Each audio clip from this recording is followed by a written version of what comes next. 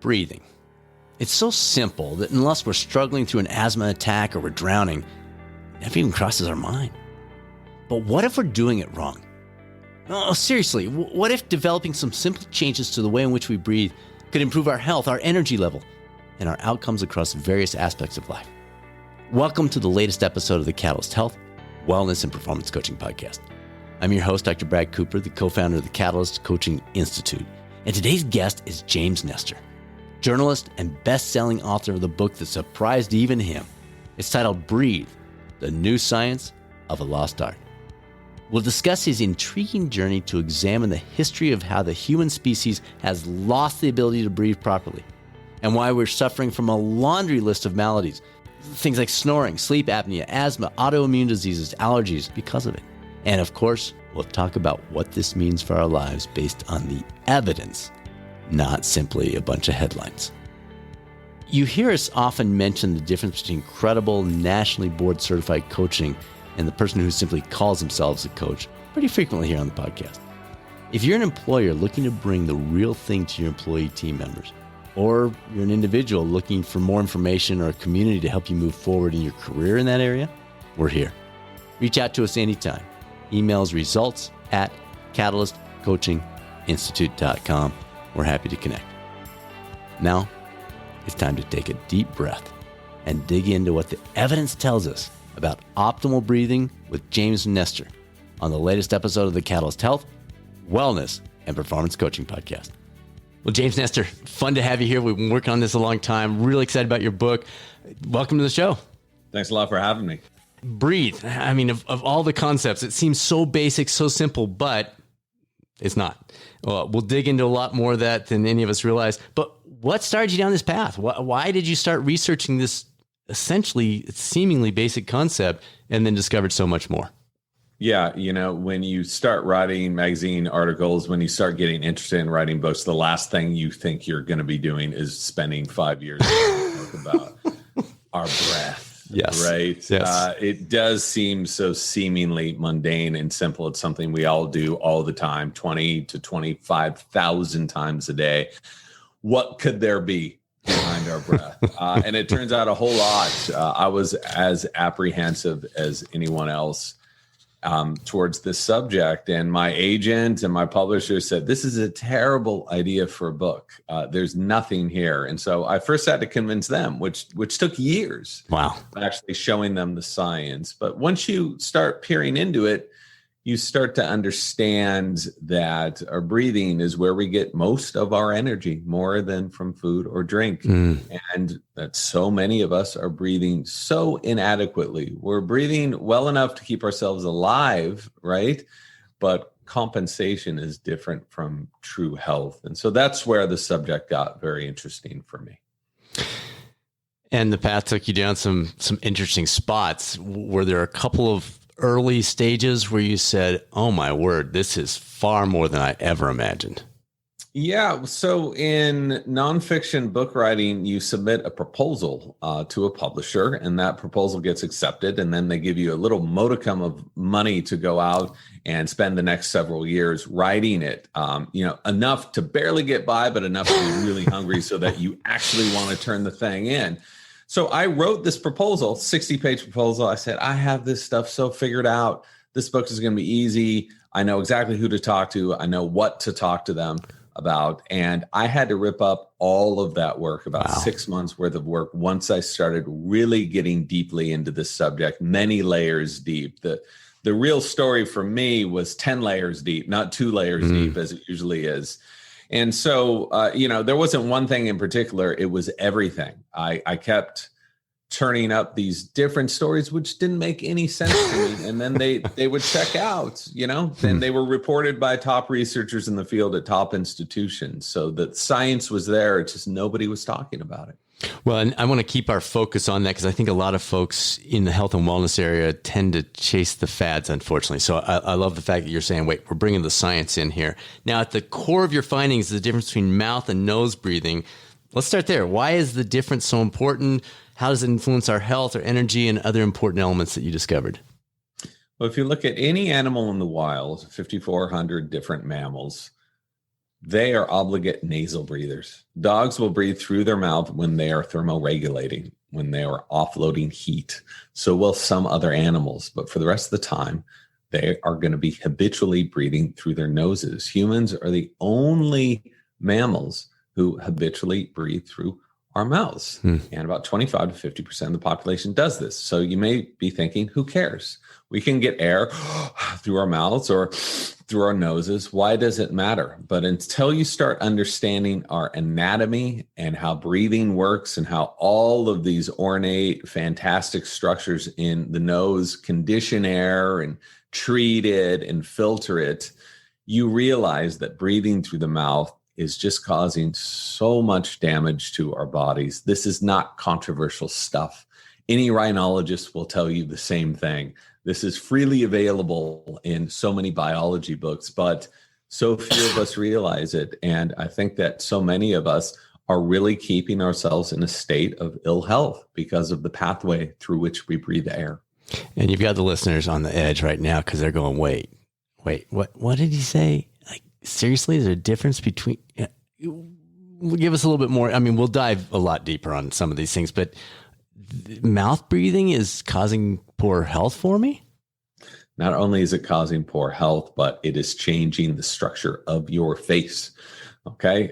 This is so common that researchers have a name for it. They call it adenoid face. When kids get inflamed adenoids, they start breathing through their mouth because they have trouble breathing through their noses. And so they hold this posture all day long, breathing through their mouths, and their faces will grow longer because of this. Wow. And there is some proof that they will become have more crooked teeth because of this.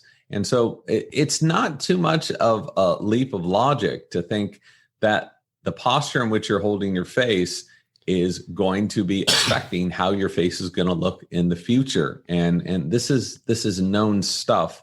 So beyond the physical part of it, how that air comes in and out of our bodies 20,000, 25,000 times a day makes a difference. Whether you filter it, okay, whether you heat it, whether you pressurize it, of course it does. So again, no one's going to argue with this who has studied this. And yet so few of us realize that this is having such a powerful effect on our ability to think and our ability to actually be healthy.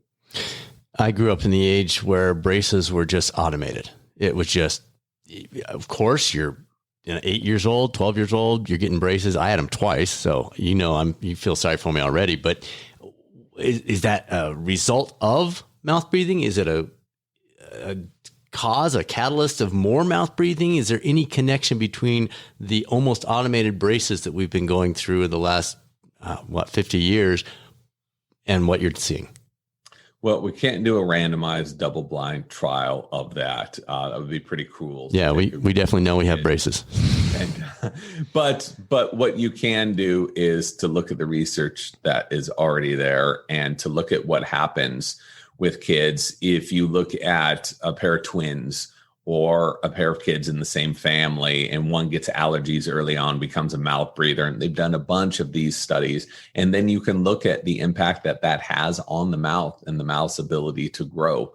So there's been a lot of empirical studies. There have not been the scientific double-blind studies there.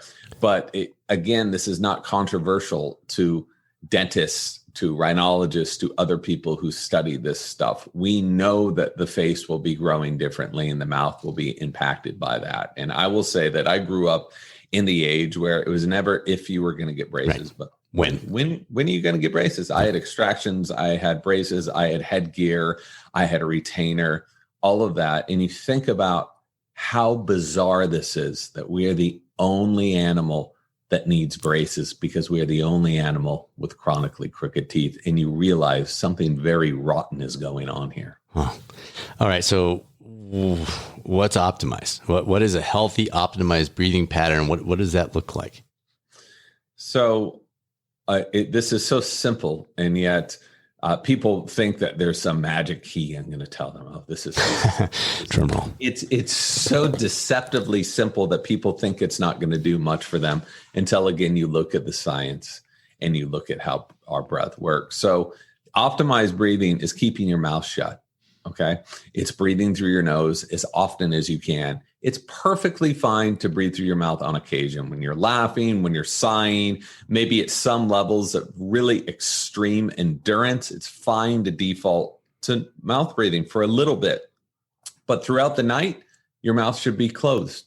Throughout the rest of the day, your mouth should be closed and you should be breathing through the nose. We get 20% more oxygen breathing through our noses than we do equivalent breaths through our mouth. If you think that's not going to make a big difference throughout the day, you're crazy. So we are able to get more oxygen with less effort, just breathing through the nose. There's so many other benefits, but it just starts with that, with how you're getting energy in and how you're exhaling toxins from the body.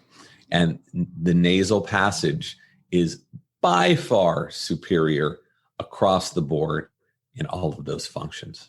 Can you give us a lay description of that? Because the logic in my head, and I've got a degree in biology, physical therapy, et cetera, but I'm just going, well, but the throat's so much, I'm not connecting the two of more oxygen through the nose than through the mouth, and I'm maybe not alone. So can you walk us through lay terms, how that all works?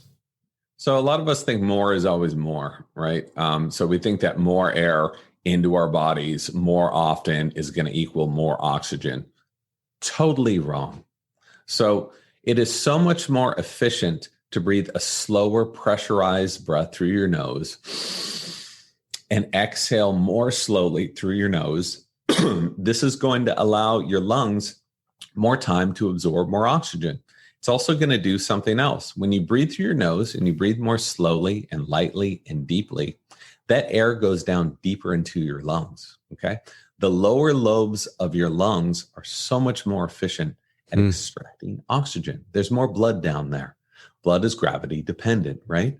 And so when there's more blood in an area, that is where that area is going to be able to absorb more oxygen. So you, from a physical standpoint, you are allowing air to come in deeper into your lungs, which allows them to inflate more. You are allowing your body to take fewer breaths to get more oxygen, because when you're breathing like this, most of that breath that comes into your body is just exhaled without ever being used. When you take a slower, lighter breath, deeper, you will use about 35% more of that breath. So again, this makes an enormous difference throughout the day and night. So I could give you more, but well, and that makes so much sense as you described that.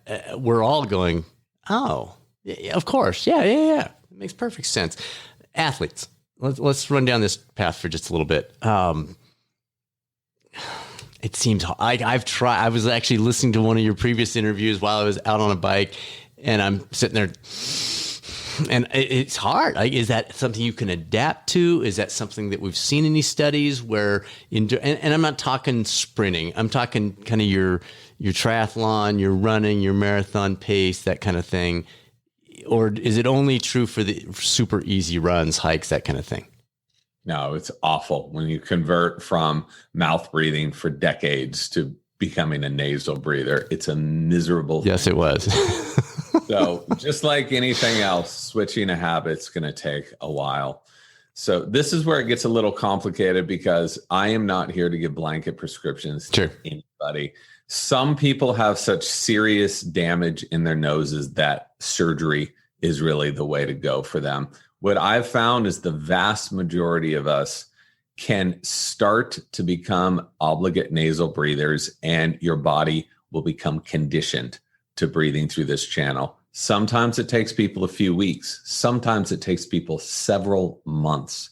For athletes who really need to get into zone 4 and even zone 5, for cyclists, for runners, for other pro athletes, this can take a very long time. But what we do know is once people become nasal breathers, their recovery times significantly decrease, their performance increases across the board.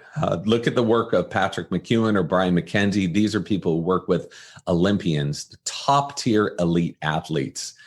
And this is what happens. And again, it's not too much of a leap of logic to think, oh, I'm getting air more efficiently. I'm using less energy and less wear and tear on my body to get more energy. What's going to happen? You're going to then have more energy to perform better, to go further, to perform stronger. And that's not going to allow your body to accumulate so much lactic acid. So VO2 max goes up, on and on. And again, it's simple stuff. You start to understand this. You're like, of course. And every time I'm outside and I see people jogging there. Sure. Yeah. It's a terribly inefficient way of breathing. Wow. Okay, so let's shift to sleep. You mentioned that's a key time. And obviously, if we can master it, it's 8 hours of gimme. And yet, when I'm sleeping, it's all subconscious. So is there a tool? Is there a process? Do I need to tape my mouth closed? Like what do we do to help that time when we're not able to consciously say, okay. So you're right. You can become aware of your breathing during the day because you're conscious about it. You say, oh, I'm mouth breathing right now. But at night, it's tough. You're unconscious, your muscles relax. About 60% of us, above 60%, mouth breathe at night. And if you wake up with a dry mouth, if you wake up and have to drink water throughout the night, guess what? You're mouth breathing. And I've heard from dentists that the number one cause of cavities, even more than sugar consumption, is breathing through the mouth. What? Yes. And what's even crazier about this, there were dentists talking about this 110 years ago. There are studies from dentists saying this. How many of us followed this advice? About zero. Wow. So what happens when you're breathing through the mouth, you're spending 8 hours breathing through the mouth, you're drying your mouth out, you're making your mouth more acidic. It becomes a breeding ground for bacteria. That bacteria deteriorates your teeth. So Dr. Mark Berhenna has been studying this for decades. And that is his firm belief. And he's noticed that when kids become obligate nasal breathers at night, his business goes way down. So he does not have cavities to fill anymore. And this is someone who's been really deeply studying this for a while. So the trick is, how do you shut your mouth at night, right? And what I learned from various researchers, including Mark and from Ann Kearney down at Stanford, she's a doctor of speech language pathology, is that to use a little piece of tape can be very helpful for a lot of people. This allows you just to train yourself to keep your mouth shut. This isn't about hermetically sealing your lips shut, right? This is about just training yourself to keep your mouth shut.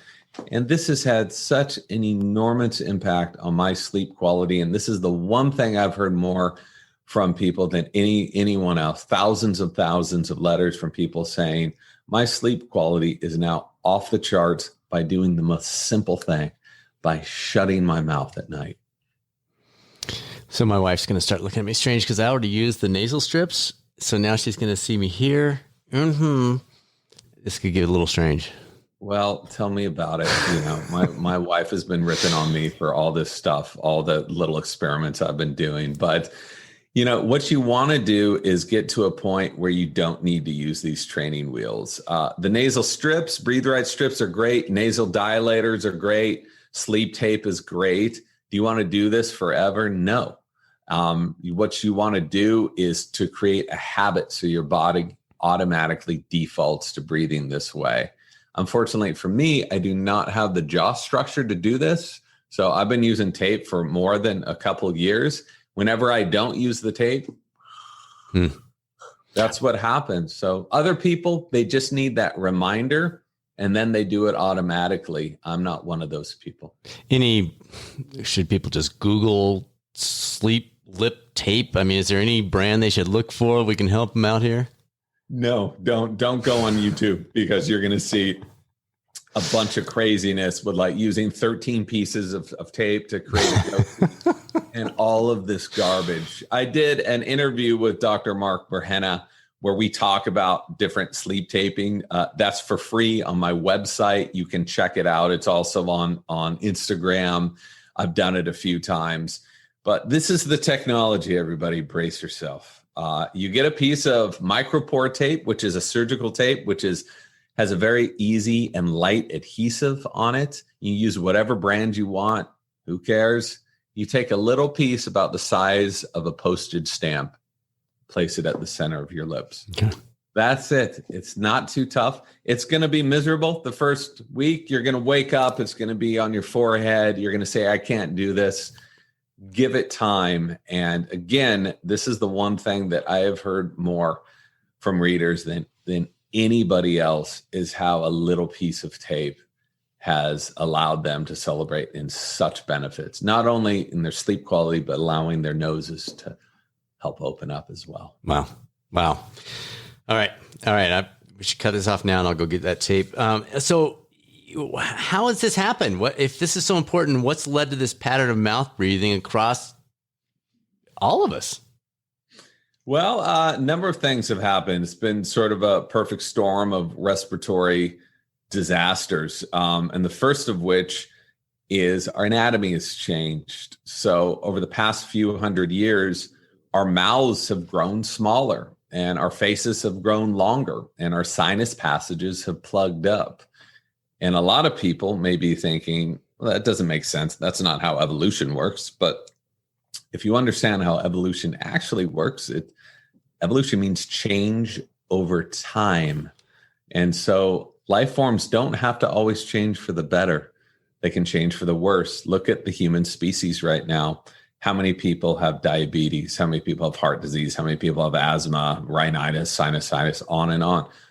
Problems we did not have 100 years ago or 200 years ago.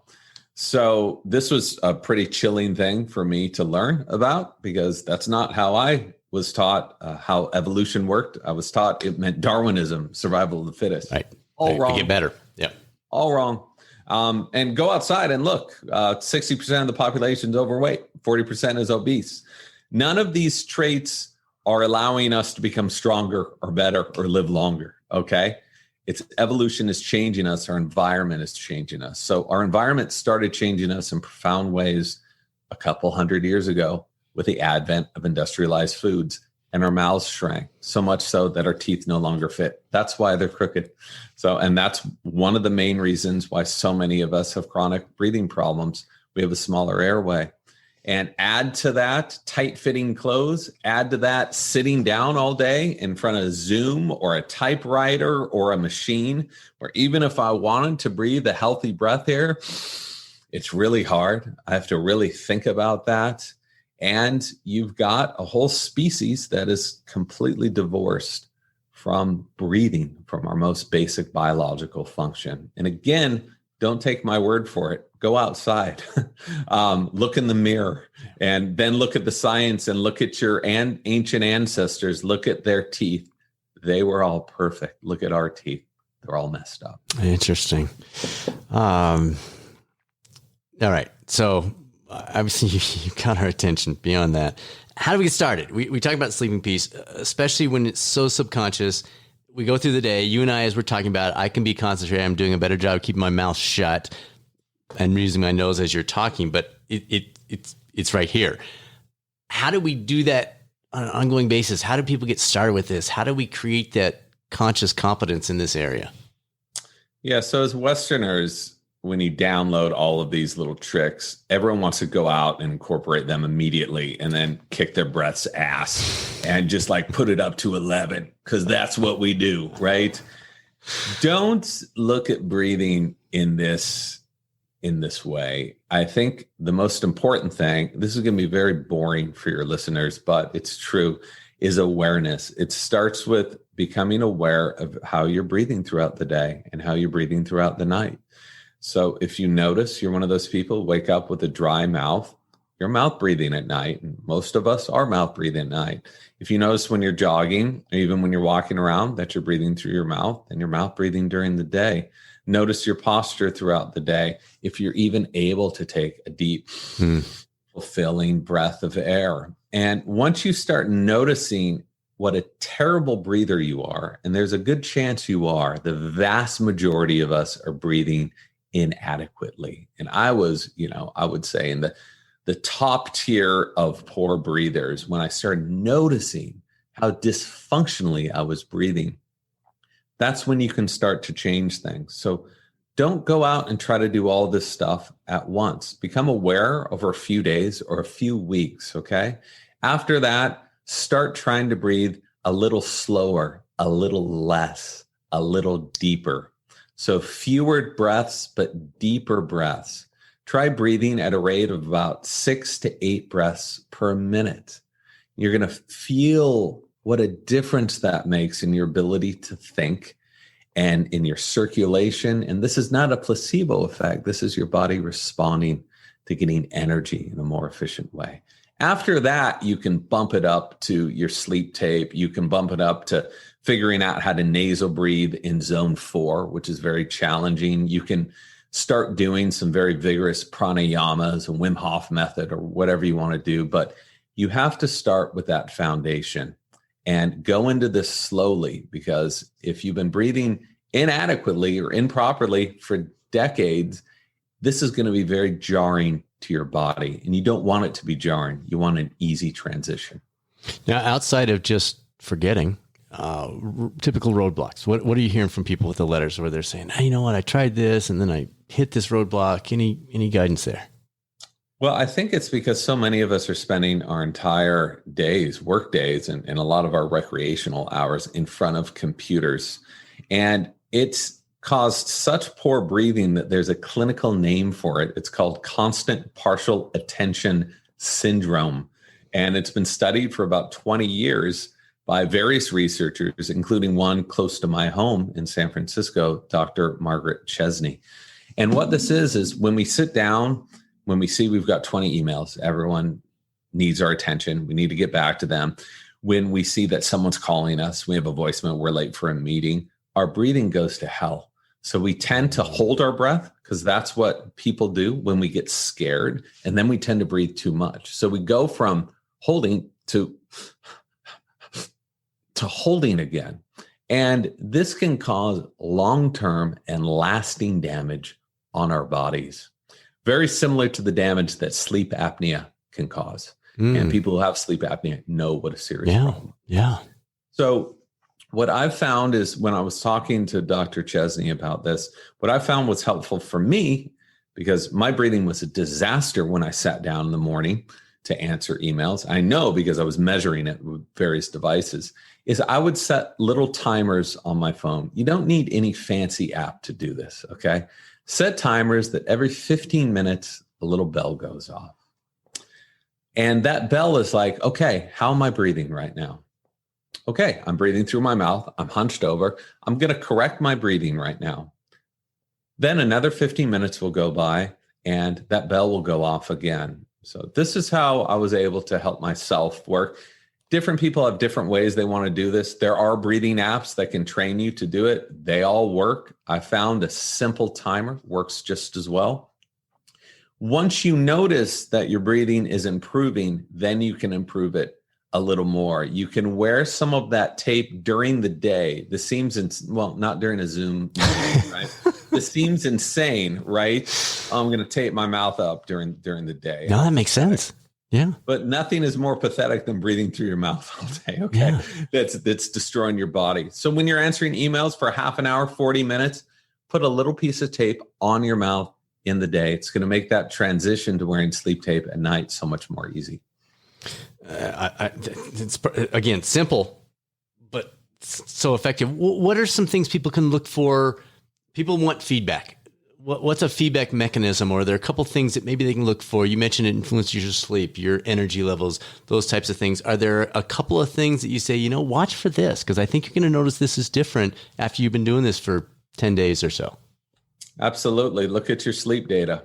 If you went from becoming a mouth breather to a nasal breather, if you have an Oura Ring or a Whoop band or whatever wearable you want, I'm not endorsing any of them. Look at the change to your sleep and the quality of your sleep. That can tell you a lot.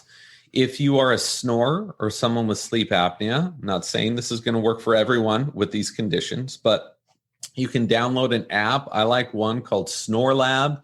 They have a free version. Again, no one's paying me to say any of this stuff. I like that app because you place your phone by your bed and it records you throughout the night, and it gives you a graphic readout on if you were snoring. And then you can listen to yourself snoring or suffering from sleep apnea, right?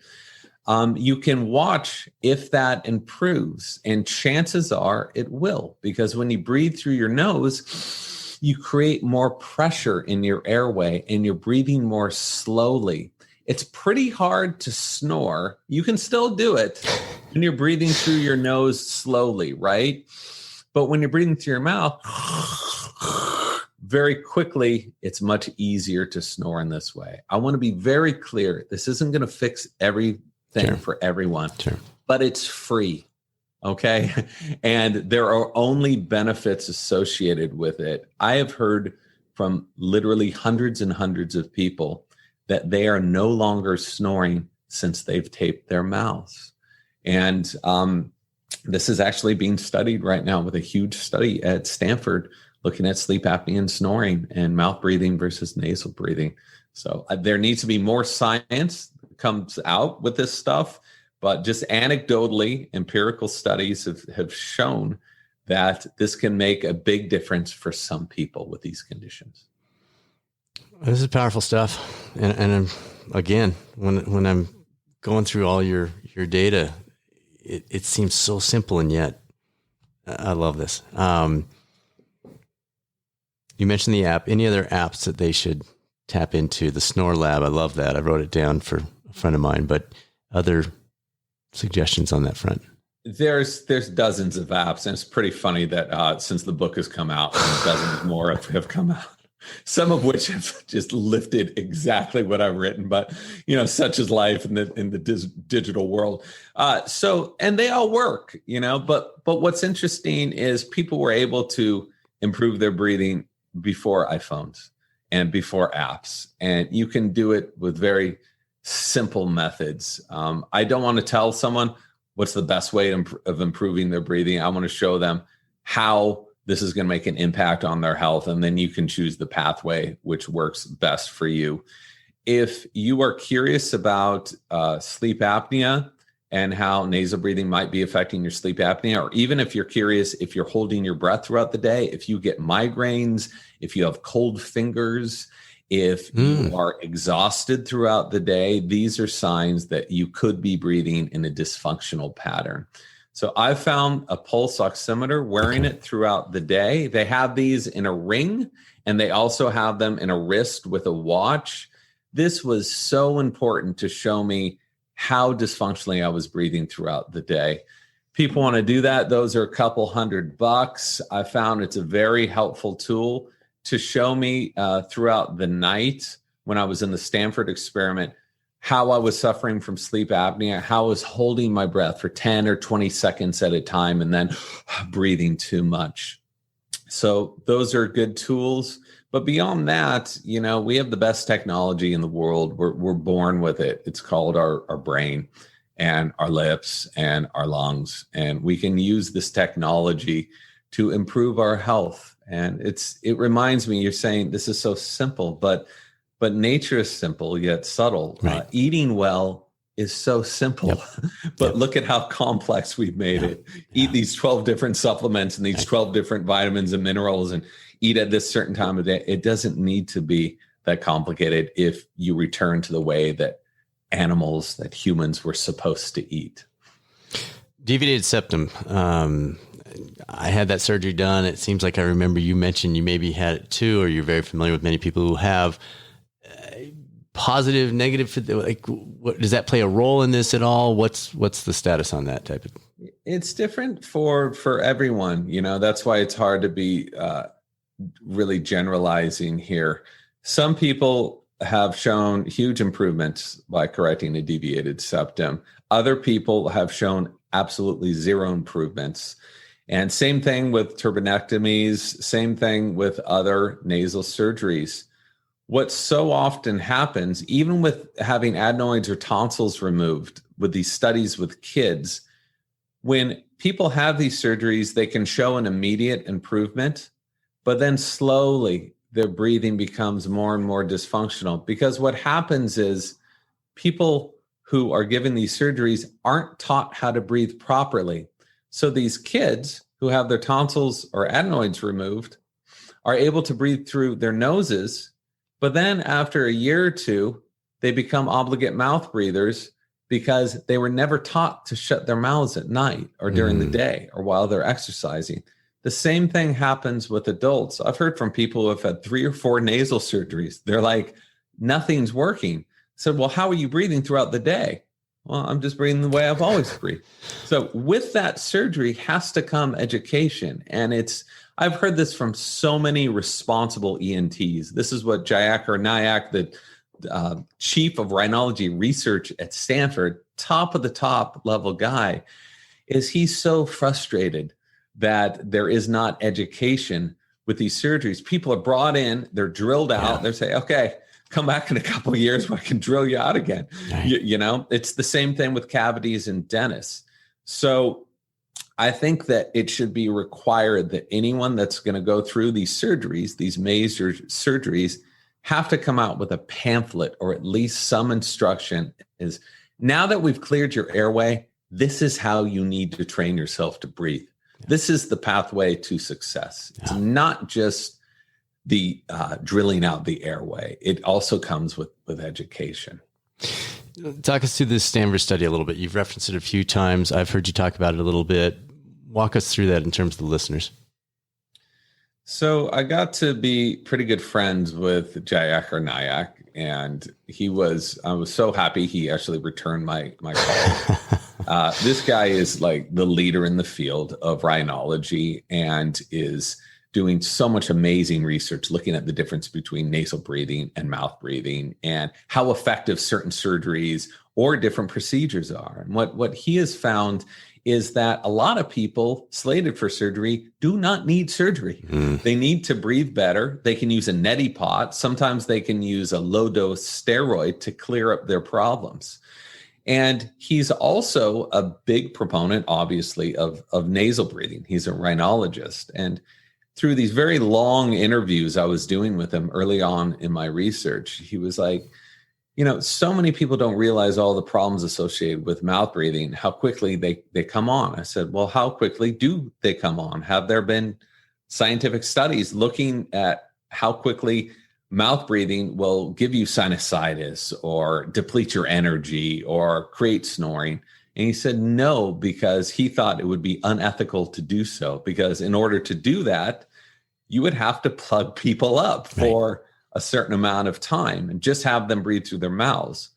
And I said, well, what if I can do this and I volunteer to do it and find someone else? And he was laughing. He's like, you don't want to do this. I said, I don't. I prefer if we could find someone else, but I knew I wasn't going to be able to find someone else. And I had no plans of doing this. I did not want to do this study. I really mean that.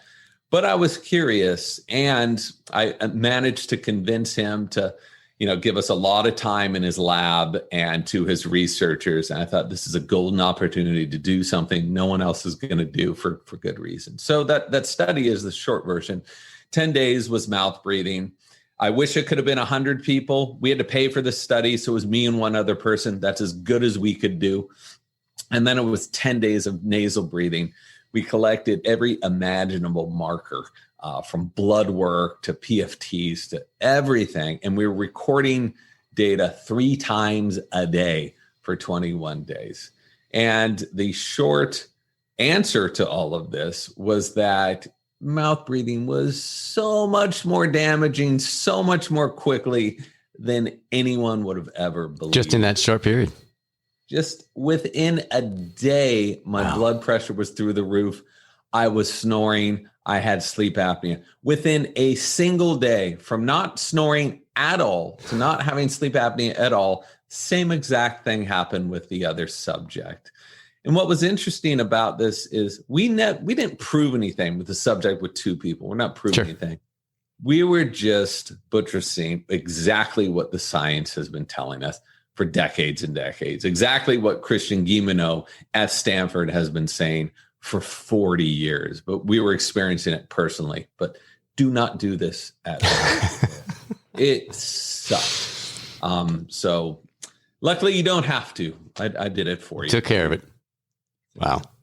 All right. So the old saying, take a deep breath, relates to the role of breathing related to stressful periods. Are there specific benefits, techniques you'd suggest specifically for that? Or, you know what, Brad? It's the same thing. Well, it depends what you want to take that deep breath for. So if you want to quickly relax yourself, right? If you're on a flight, you want to go to sleep. If you're a little wired before going to bed, you can take some deep breaths and they can make a big difference. Something called a physiological sigh. Dr. Andrew Huberman at Stanford, he's a neuroscientist, has been studying this and how effective it is for very quickly resetting the nervous system. And what this is it's 2 breaths on top of one another with a long exhale. And it looks like this. For this, you can sigh out of your mouth, out of your nose. I don't care. But it's 2 breaths in through the nose.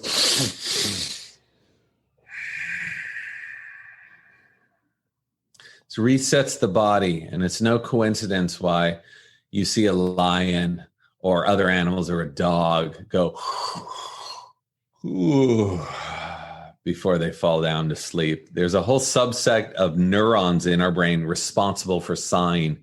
When we breathe this way, we trigger those neurons, and that creates a cascading event of other reactions in the body to calm down. You can hear just doing that twice how much more chill I am. Try this at home, everyone.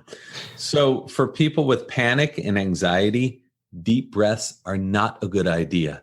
So whenever you hear people say, oh, just calm down and take a deep breath, totally wrong. These people should be breathing in a very controlled and slow way.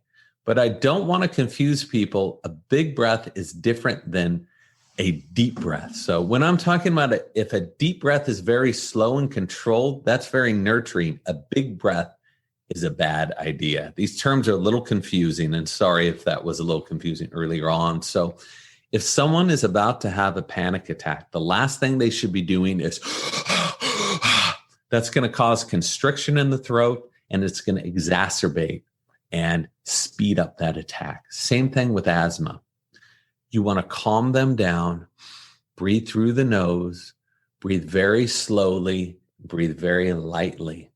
They can breathe a little deep, that's fine, but the key here is slowly and lightly, about 5 breaths slowly and lightly with a long exhale, and then let them breathe normally again for about 30 seconds. Then do that same pattern. This is so much more effective than the old adage of just take a deep breath. Yeah. No. And this has been proven time and time again.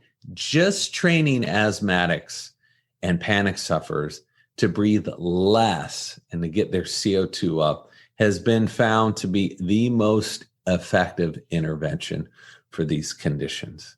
So this is something that is now being much more widely studied, but there are decades of clinical studies into this that have proved this. Wow. All right, I've got one more. I want to take a different path, but before we do, any additional tips for folks, things I haven't teed up with the questions that you're going, oh, Brad, there's this one thing, I got to say it. Any of that stuff that we haven't covered with that aspect? Yeah, and this is where breathing gets even more confusing. So I've been talking about taking these light, slow, deep, but not big breaths, okay? How effective that is for oxygenation, relaxing yourself. There are also big benefits to occasionally breathing way too much. And I know you're thinking, this is the exact opposite of what I said.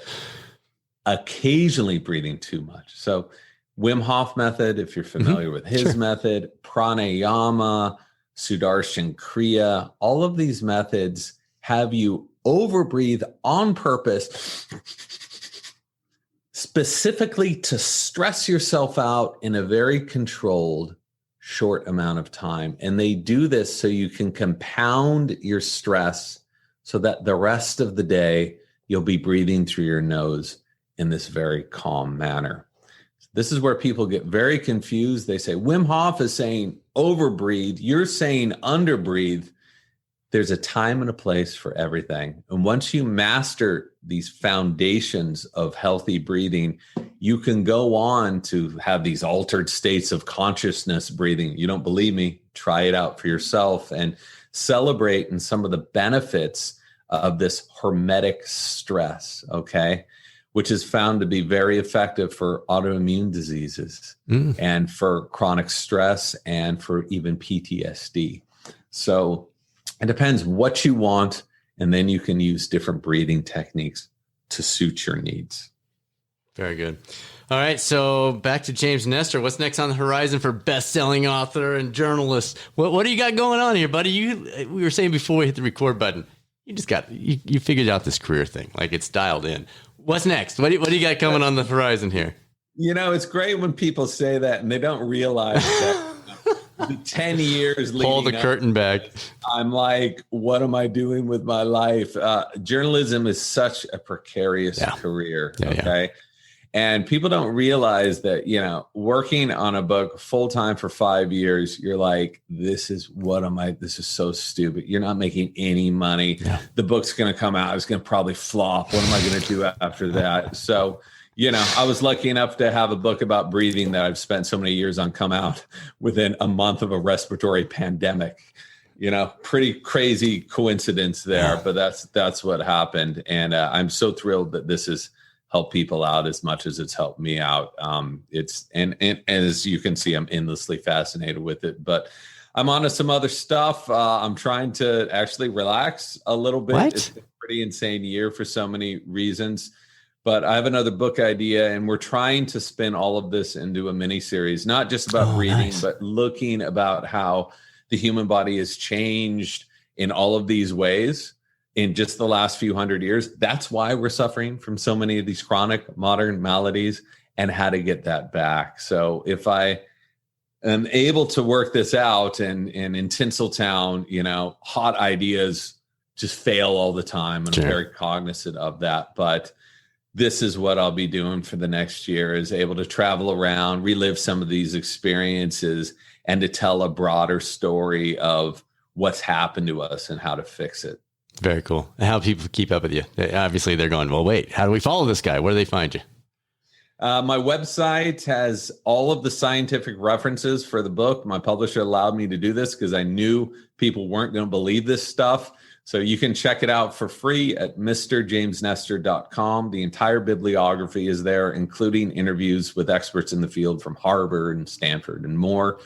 I'm trying to do this social media thing. I'm pretty bad at it. I hired someone to do this because I'm old and I can't stand it. But at Mr. James Nestor on Instagram, trying to get away from Facebook a bit. And just on Instagram, I'm trying to focus on just the science of this. So since the book has come out, so much new science has come out about breathing, which is so exciting. And that's how I'm trying to keep people updated. Again, all of that is for free. And I have interviews with experts in the field on occasion. Perfect. Well. The phrase "just breathe" will never be the same for you, will it? We had been working on this interview, which is now a hidden gem, for a long time. I hope you enjoy it as much as I did. Thanks for tuning into the #1 podcast for health and wellness coaching. And thank you for all the encouraging notes along the way. We love hearing from our listeners. Feel free, drop us a note anytime, results@catalystcoachinginstitute.com, or you can pop over to the website. A lot of resources there, catalystcoachinginstitute.com. Next week's episode is absolutely perfect timing on the heels of today's interview. We'll be speaking with Professor Jay Maddock, whose career has focused on the interconnection between our time in nature and our well-being. We've had several guests touch briefly on this concept, kind of in passing, and next week, we get to speak to the expert. Now, it's time to be a catalyst. This is Dr. Brad Cooper of the Catalyst Coaching Institute. Make it a great rest of your week, and I'll speak with you soon on the next episode of the Catalyst Health, Wellness, and Performance Coaching Podcast, or maybe over at the YouTube coaching channel.